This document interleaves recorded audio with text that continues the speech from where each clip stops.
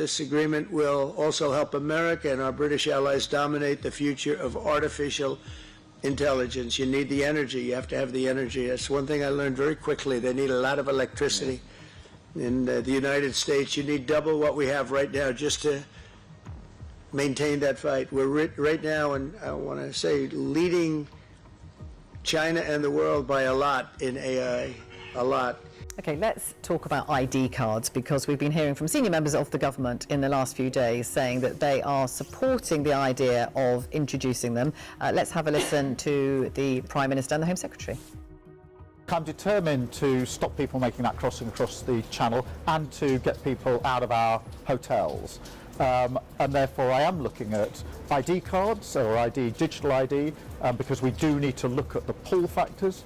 We have got to deal not just with disrupting the trade in people that is bringing people across the channel, but we've also got to deal with some of the reasons why they're getting in the boat in the first place, looking to come to the UK. And to our mind, digital ID has a role to play here.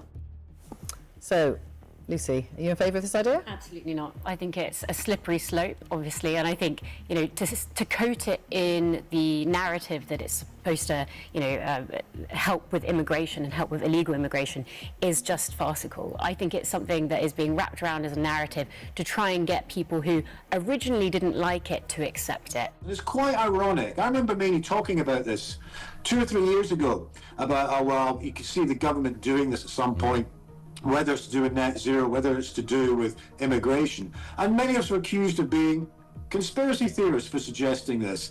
And here we are, where this is now on the table. Keir Starmer's government is considering introducing digital ID, yes, digital ID, for every person in the United Kingdom because of, wait for it, illegal immigrants. Yes, the vanguard that they're going to use to bring in digital ID so that everything you ever do can all be centralised into one place owned by the government is the fact that people are getting on boats and coming across the channel. Now, there's always the option of stopping the boats or turning them back like we did here in Australia, but Sir Keir Starmer says, no, we're going to look into this digital ID because apparently there are too many of these illegal migrants going for jobs and it's impossible to tell whether they are illegal migrants or not. So you must have a digital ID which, according to the Times of London, would allow you to prove eligibility to work, it would allow you to pay bills, it would allow you to vote online, it would allow you to sign contracts, allow you to shop. I mean, are we talking about you're going to need a digital ID to go into a shop now and to access health information? This is a one-stop shop for the government to have total oversight and total control of everything you do in your life, and they're going to try and get it passed by saying, well, we need it to combat illegal migrants. Surely that is just an excuse. He speaks on it domestically, he speaks on it globally. His reasoning, pretty honest in fact, is that, yeah, it does mean you surrender a little bit of privacy, but we're a global world and there's no other way than going forward, and if you want to go forward we have to work with new technology. That seems to be the thinking here, and that's pretty much the line that most other countries that support this will give. We're not quite hearing that from the Prime Minister, though. If the deal's no good, I'm blaming you, Scott. It's a great honor.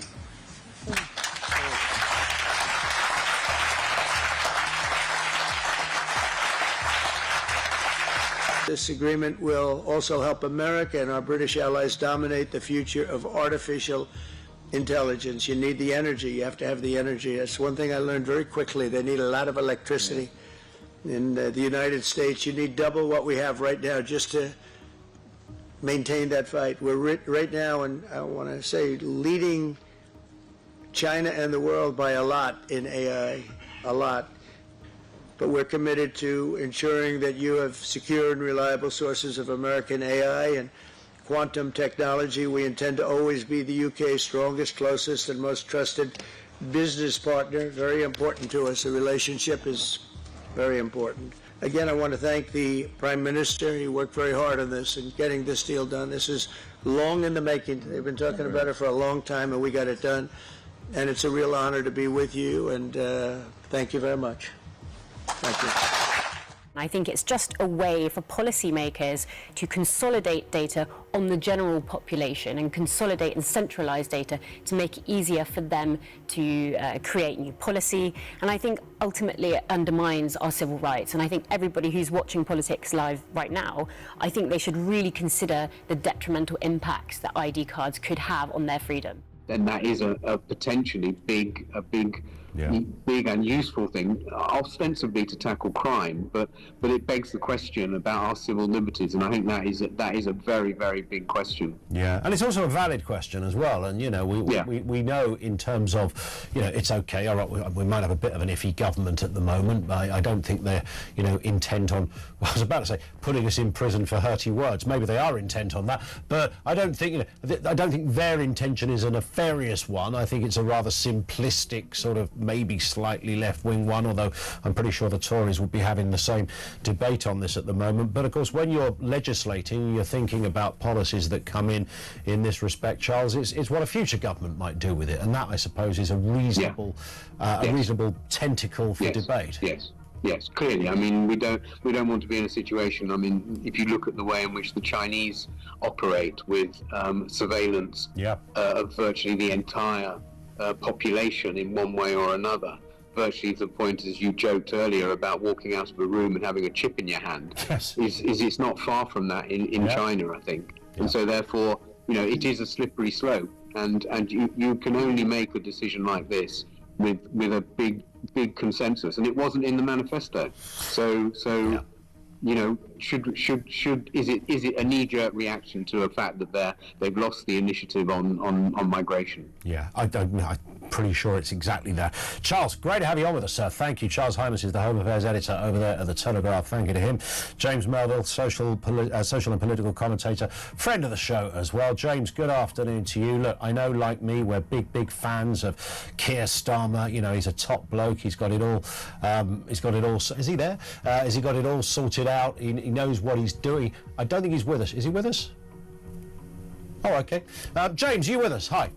I'm here. Hello. Sorry, you weren't. No, nobody put you up on the screen, so I couldn't see you. I was assuming you lagged off somewhere.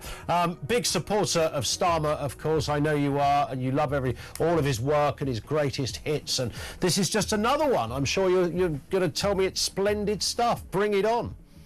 Yeah, it's another example of government overreach. I think there's a number of problems here. First of all, how is this going to solve the problem? You know, it seems to me, again, it's a bit of deflection from Starmer and the government to say, okay, we've got a problem, there's the reaction, and this is our solution, under the auspice of safety and convenience. The words and mantras of most authoritarian governments in history.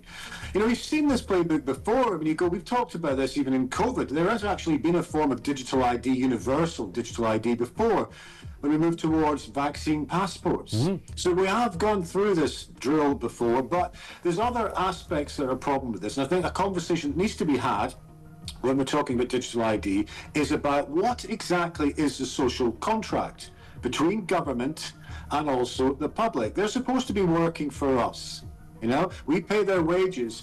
And this sort of thing, it seems to me, another example of government overreach, whereby they're deciding measures that weren't in their manifesto that have profound implications in the future in terms of not just our privacy, civil liberties, but also where does the data, in whatever form it goes, where does it end up? Do we end up with data harvesting? Do we have privacy of information?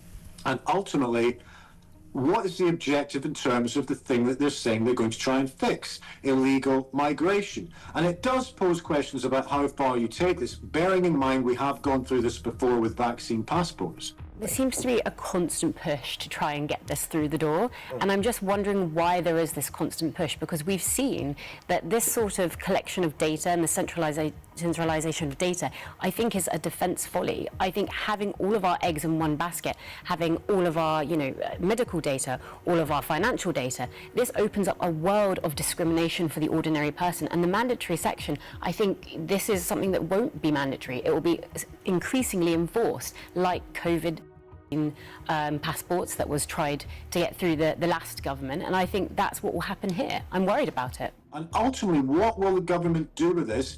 Will it just be focused on one issue? I doubt that very much. It could then mission creep into other aspects of the loss of privacy and possibly other things bolted onto it. Where does it actually stop? And as you pointed out, what happens with future governments? Will this be ditched?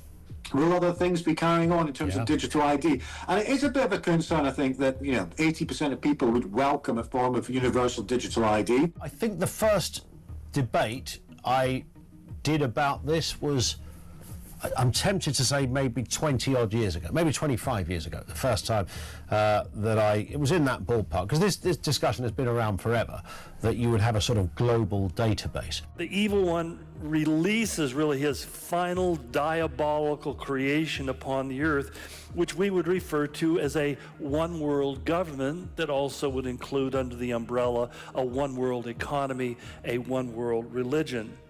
A concept that maybe 20, 30, or even 50 years ago would have seemed out of reach and not realistic to think about, and yet we are living in the very times where the framework for that is being shaped and formed in ways that are even shocking to me.